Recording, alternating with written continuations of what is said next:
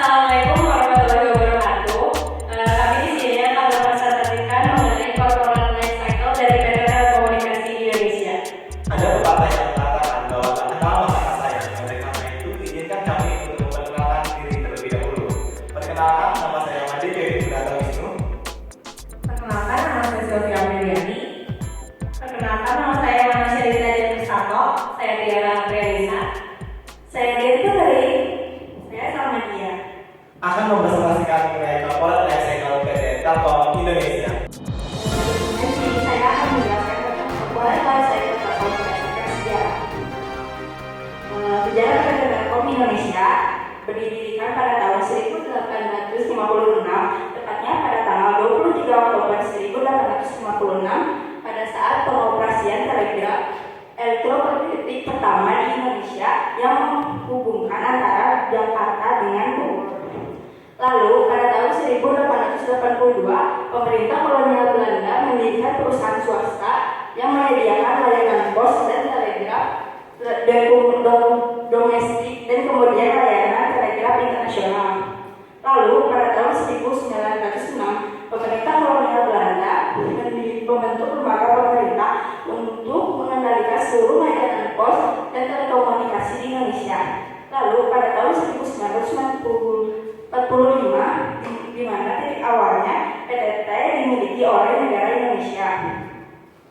Lalu di sini pada tahap proses, yaitu pada tahun 1945, di mana PTT awalnya dimiliki oleh negara instansi. Pada tahun 1945, PTT milik Indonesia mulai menjalankan bisnisnya dengan modal pemerintah.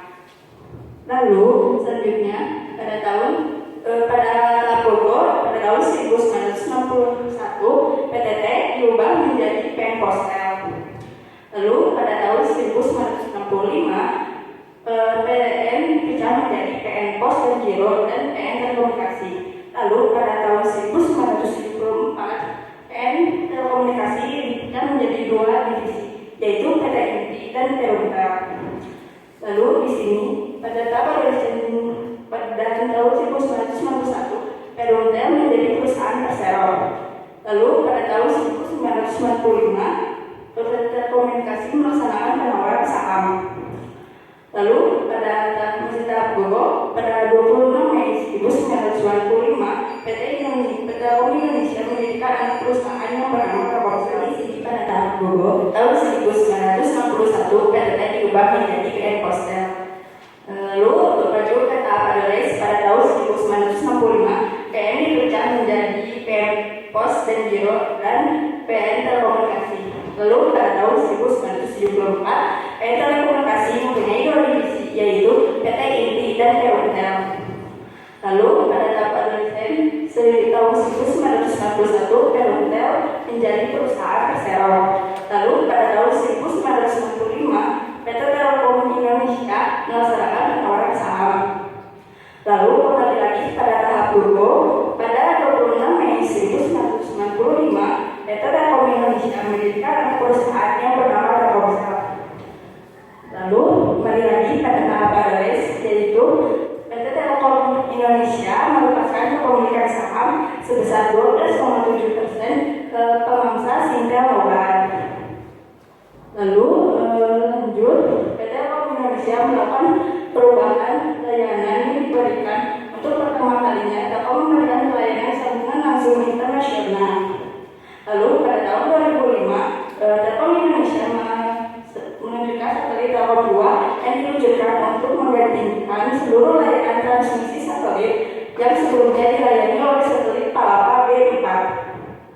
Lalu pada tahun 2007, PT Telkom Indonesia mengangkat ranah internasional. Lalu pada tahun 2009, Telkom bertransformasi dari perusahaan Infocom menjadi Telekom Unicorn Information Media dan Edutainment. Lalu pada tahun 2009, PT Telkom Indonesia memiliki logo dan terbaru, yaitu Bring the World in Your Hand. Lalu memasuki pada tahapan, yaitu pada tahun 2010, PT Telkom Indonesia memiliki proyek kabel serat optik bawah laut yang dinamakan yaitu Jakarta Lema. Lalu pada tahun 2013, Masih pada tahap perang, PT Telkom beroperasi di 7 negara. Lalu memasuki tahap stable, yaitu pada tahun 2011 PT Telkom mempunyai proyek yang bernama Telkom Nusantara Super Highway, dan pada tahun 2012 juga PT Telkom mempunyai proyek yang bernama True Broadband Access. Lalu pada tahun 2012 PT Telkom mempunyai peningkatan penetrasi broadband melalui pembangunan Indonesia Wi-Fi. Selain itu, pada tahun 2012 PT Telkom Indonesia melakukan perubahan portfolio bisnis menjadi Trans. Lalu selanjutnya di tahun 2012 juga PT Telkom membentuk Telkom Corporate University. Lalu di tahun 2014 PT Telkom melepaskan produk flexi. Lalu saya akan menjelaskan korporasi Telkom berdasarkan produknya. Kemudian kami melakukan analisis produk menggunakan life cycle menurut Richard Digest. Pada tahun 1974, Promtel yang melayani jasa telekomunikasi domestik dan internasional memasuki stage courtship karena masih banyak produk Telkom yang masih ada di benak para pemiliknya. Pada tahun 1999, PT Telkom meluncurkan Telkomnet Instan yang merupakan stage dari invensi. Pada tahun 2004, setelah dikembangkan, PT Telkom masuki stage Go karena produk ini sesuai dengan teknologi Digest yang mengatakan rapidly growing sales and strong cash flow, even the investor are starting to get excited. Tahun 2015, PT Telkom mengembangkan Speedy menjadi IndiHome dan memasuki tahap Prime. Pada tahun 2012, PT Telkom mengembangkan Telkomnet Instan dan menjadi WiFi ID juga memasuki tahap Prime. Pada tahun 2003, PT Telkom meluncurkan produk flexi yang merupakan masuk ke adolescence. Pada tahun 2003, PT Telkom meluncurkan produk kunci yang memasuki produk infansi. Lalu tahun 2004, PT Telkom meluncurkan produk SLI dan masuk ke Prime karena sampai sekarang para penggunanya masih menggunakan pelayanan tersebut. Pada tahun 2004, Telkom meluncurkan produk Melon bekerjasama dengan SK Telkom memasuki produk Prime. Pada tahun 2017, PT Telkom meluncurkan satelit Telkom dan memasuki tahap Prime. Kali ini saya akan menjelaskan tentang faktor PT Telekomunikasi Indonesia berdasarkan kinerja keuangan. Di sini kami memiliki dua grafik. Yang pertama adalah kinerja keuangan dan yang kedua adalah rasio keuangan. Kinerja keuangan ditunjukkan melalui grafik ini, yaitu adalah posisi pendapatan, beban, aset, dan kewajiban. Selanjutnya adalah rasio keuangan. Yang pertama adalah margin usaha untuk mengukur rasio profitabilitas dan current rasio untuk mengukur likuiditas, dan kemudian DR untuk mengukur solvabilitas. Pada tahap Gogo, berdasarkan kinerja keuangannya memiliki indikator sebagai berikut. Yang pertama adalah perusahaan mampu mengatasi negatif cash flow, dan yang kedua adalah pengembangan perusahaan sangat cepat. Pada tahun 2001 sampai dengan tahun 2002, PT Telekomunikasi Indonesia telah berhasil mendapatkan laba bersih lebih dari 4 triliun rupiah dan 8 triliun rupiah dengan margin sebesar 45% lebih dan 43% lebih. Kemudian pada tahun 2002, PT Telekomunikasi Indonesia berhasil mendapatkan pendapatan yang 2 kali lipat dari tahun sebelumnya atau meningkat sekitar 9%. Perusahaan itu mengalami keuntungan yang fluktuatif namun menunjukkan peningkatan. Pada tahun 2007, PT Telekomunikasi Indonesia telah mengalami penurunan pendapatan. Namun, PT Telekomunikasi Indonesia berhasil menaikkan kembali pendapatan yang diterimanya, sehingga PT Telekomunikasi Indonesia berada pada keuangan yang stabil. Dengan demikian, mulai dari tahun 2003, PT Telekomunikasi Indonesia telah berada pada tahap adolescence. Kemudian pada tahap lain, perusahaan memiliki indikator sebagai berikut. Yang pertama adalah bertahan pada posisi di atas rata-rata secara stabil meningkat dari mulai berjualan hingga laba bersih. Dan yang kedua adalah perusahaan semakin memiliki likuiditas yang baik. PT Telekomunikasi Indonesia pada tahun 2007 sampai dengan 2015 meningkatkan kemampuannya dalam membayar hutang, yaitu rasio likuiditasnya semakin membaik, dan kemudian evolusi PT Telekomunikasi Indonesia selalu meningkat mulai dari tahun 2011. Dengan demikian, PT Telekomunikasi Indonesia telah berhasil memasuki tahap Prime sejak tahun 2011.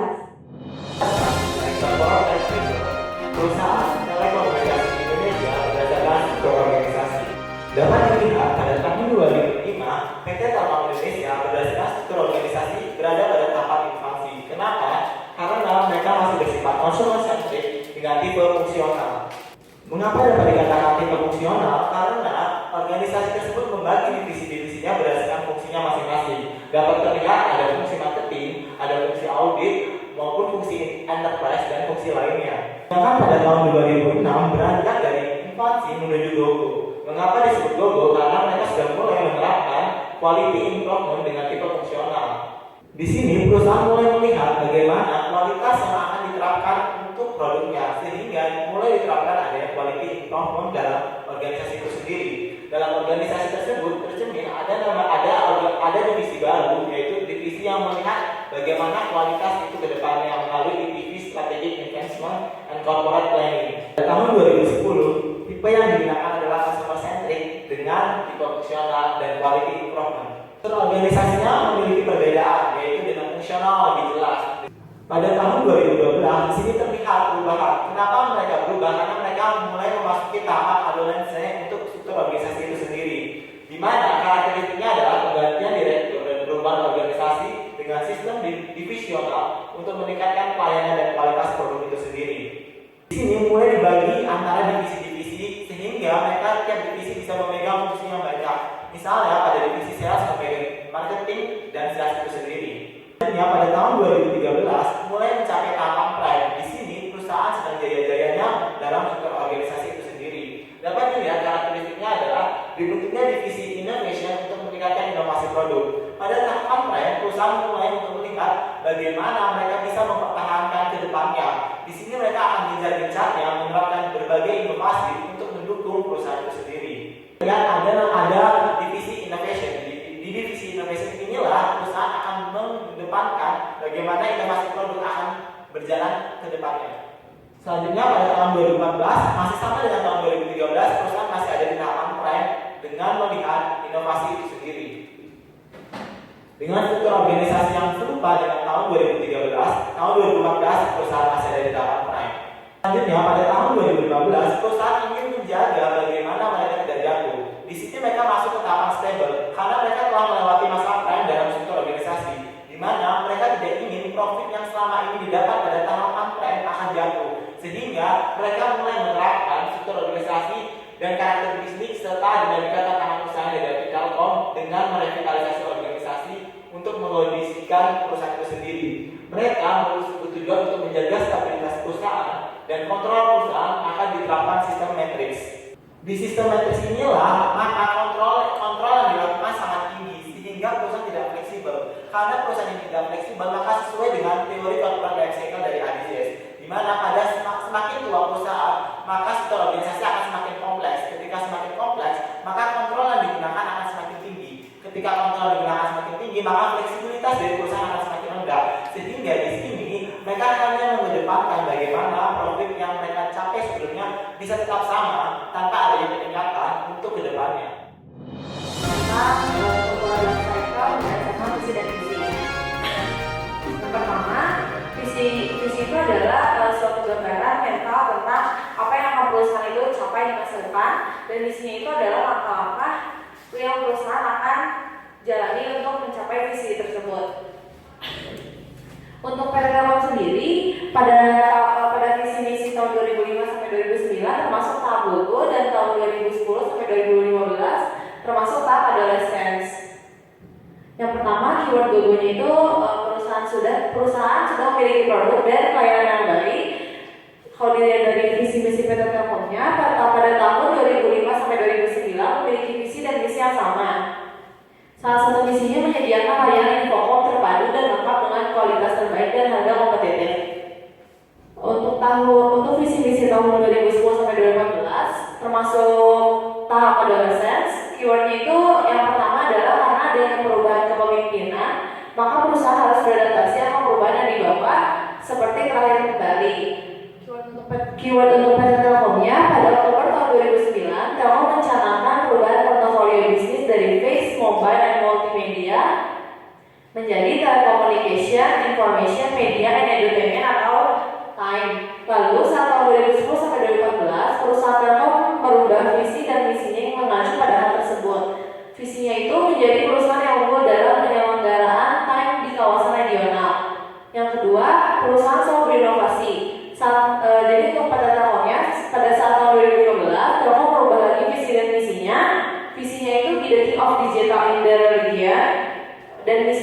Indonesia Digital Innovation and Globalization. Corporate Life Cycle PT Telkom berdasarkan gaya kepemimpinan. Pada tahun 2005, dengan pemimpin Arwin Rashid, dengan gaya kepemimpinannya yang otoriter, dengan keyword otoriter itu adalah berorientasi kepada tugas, dapat didefinisikan oleh Telkom sebagai pada laporan tahunan PT Telkom Indonesia tahun 2005 halaman 24 dikatakan bahwa antara lain perseroan mengubah struktur manajemen untuk memisahkan dan melakukan spesialisasi antara mereka yang melayani pelanggan dengan yang mengembangkan produk. Telkom juga membentuk unit bisnis strategi guna melayani dan dua subsegmen utama, yaitu segmen konsumer dan segmen korporasi. Pada tahap ini, pada tahun 2005 ini, pada Telkom berada pada tahap go-go, di mana mereka berfokus pada penjualan. Dan pada PT Telkom ini mencoba memikat hati dan menginginkan konsumen serta upaya untuk memuaskan pelanggan. Next, tahun 2006 dengan pemimpinnya berubah menjadi Rinaldi Firmansyah dengan gaya kepemimpinannya itu birokratis dengan keyword adanya sanksi yang jelas jika seorang bawahan tidak menjalankan tugas sesuai dengan standar kinerja yang ditentukan. Pada laporan tahunan PT Telkom Indonesia pada tahun 2006 halaman 186 dikatakan bahwa berkaitan dengan upaya meningkatkan kinerja SDM diterapkan sistem reward dan punishment kepada karyawan yang dikaitkan dengan kebijakan kompensasi yang berlaku di internal perusahaan. Pada tahun 2006 ini dengan pemimpin Rinaldi Firmansyah, PT Telkom berada pada tahap adolescence, di mana terjadinya perubahan kepemimpinan di dalam manajemen dengan adanya perubahan dari pemimpin Arwin Rashid menjadi Rinaldi Firmansyah. Next, tahun 2007 dengan pemimpin yang sama Rinaldi Firmansyah, namun beliau mengubah gaya kepemimpinannya menjadi gaya kepemimpinan analitis, di mana keyword analitis ini adalah berorientasi pada hasil dan menekankan pada rencana-rencana secara rinci demi keberlanjutan pertumbuhan bisnis PT Telkom. Dalam jangka yang panjang, strategi bisnisnya adalah mempertahankan pasar-pasar tradisional dan pada saat yang sama mengejar pertumbuhan yang menguntungkan di pasar-pasar new wave. Pada tahun 2007, PT Telkom berada pada tahap prime, di mana perusahaan sudah stabil dalam menemukan dan mengurangi resiko-resiko bisnis. Next. Pada tahun 2008, dengan pemimpin yang sama dan gaya kepemimpinan yang sama, membuat PT Telkom tetap berada pada tahap prime. Next. Tahun 2009, kembali lagi pemimpin Rinaldi Firmansyah mengubah gaya kepemimpinannya menjadi demokratis, di mana segala kebijaksanaan pemimpin akan merupakan hasil musyawarah atau akan melakukan kumpulan ide, di mana pergerakan SDM maupun ide-ide dalam Telkom Group menjadi semakin lancar. Dan pada tahap ini PT Telkom berada pada tahap adolescence karena adanya pergeseran yang berdasar dengan tujuan dan mendorong kinerja. Next. Dan 2010 Rinaldi Firmansyah mengubah kembali gaya kepemimpinannya menjadi analitis, di mana ini dia berorientasi pada hasil dan menekankan pada rencana-rencana secara rinci. Dan pada tahap ini PT Telkom kembali kepada tahap prime. Next. Dan 2011 kembali Rinaldi Firmansyah mengubah gaya kepemimpinannya menjadi otoriter, di mana tipe kepemimpinan yang otoriter ini biasanya berorientasi kepada tugas.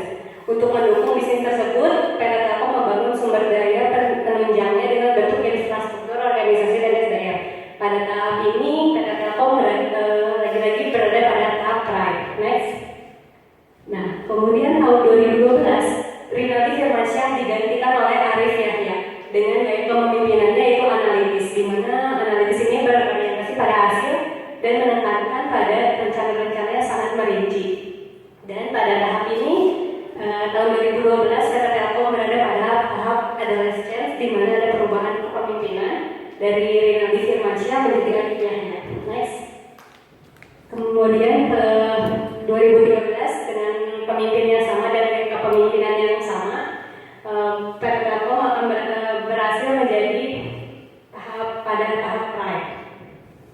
Pada tahun 2014, pemimpinnya diganti menjadi Alex J. Sinaga dengan gaya kepemimpinan analitis, di di mana berorientasi pada hasil kerja dan menekankan pada rencana-rencana secara rinci, membawa PT Telkom ke tahap adolescence di mana terjadi perubahan kepemimpinan.